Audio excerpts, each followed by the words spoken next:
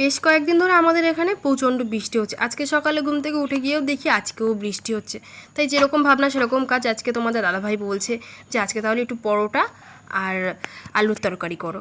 ঠিক সেরকমভাবেই আমি কিন্তু আলুগুলোকে ধুয়ে নিয়ে এদিকে কড়াই বসিয়ে দিয়েছি। কড়াইতে তেল দিয়ে এদিকে আমি যে ফোড়নগুলো দেবো সেগুলো গুছিয়ে নিচ্ছি। তারপর তেল দেওয়ার পর ফোড়নটা দিয়ে আলুগুলোকে দিয়ে ভালো করে ভেজে নিয়ে ওর মধ্যে নুন আর হলুদটা পরিমাণ মতো দিয়ে দিলাম। দিয়ে দেওয়ার পরে একটু আদা গ্রেট করে দিয়ে ওর মধ্যে জল ঢেলে দিলাম। দেওয়ার পরে একটা কাঁচা লঙ্কা চিড়ে ওর মধ্যে দিয়ে দিয়েছি। বা তরকারিটা এই পাশ থেকে হতে থাকো। আর আমি এইদিকে পরোটার জন্য আটাটা মেখে নিই। সেই জন্য আমি একটা গামলার মধ্যে পরিমাণ মতো আটা নিয়ে ওর মধ্যে নুন আর চিনি দিয়ে ভালো করে কিন্তু মেখে নিচ্ছি। আর আটাটা কিন্তু খুব ভালো করে মাখতে হবে। আর আমি পরোটা আটা দিয়েই করি, খুব একটা বেশি কিন্তু আমরা ময়দা খাই না।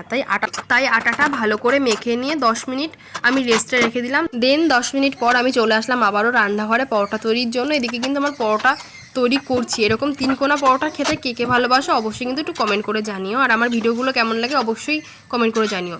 এদিকে আমার পরোটা হয়ে গেছে আর এদিকে আমার কিন্তু তরকারিটাও হয়ে গেছে। তাই পরোটা তরকারিটা ভালো করে সাজিয়ে নিয়ে তোমাদের দাদাভাইকে দিয়ে দিলাম, কারণ ও কিন্তু খেয়ে দিয়ে সকালবেলা অফিস যাবে। ও কিন্তু খেয়ে বলছে খুবই ভালো হয়েছে।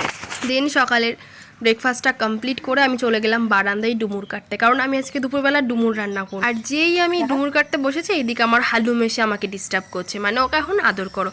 ও সবসময় শুধু চাই যে আমি ওকে আদর করি। দেন ওকে একটু আদর করার পরে কিন্তু আমি সমস্ত ডুমুরগুলো কেটে নিয়ে এদিকে সিদ্ধ বসিয়ে দিয়েছি। আজকে আমি রান্না করব ডুমুরের তরকারি আর ডিমের ঝোল।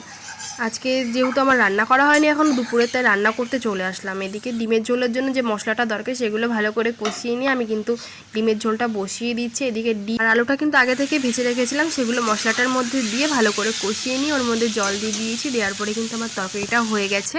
দেন ডিমের ঝোল করার পরে আমি করে নিলাম ডুমুরের তরকারি।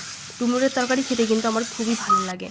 ডুমুরের তরকারি হওয়ার সাথে সাথে কিন্তু এদিকে আমার ভাতটাও কিন্তু উপর দিয়ে দিয়েছি, কারণ আমার ভাতটা হয়ে গেছে। তারপরে তোমাদের দাদাভাই অফিস থেকে চলে আসলো দুপুরে খেতে, তাই একে সার্ভ করে দিয়েছি সব কিছু ভালো মতো করে দিয়ে আমরা বিকেলবেলায় একটু বেরিয়েছিলাম চাউমিন খাওয়ার উদ্দেশ্যে। তো দেখি রাস্তায় কিন্তু এরকম লাইটিং এখন থেকে দেওয়া শুরু হয়ে গেছে। আমার যে দেখে এত ভালো লাগছিল।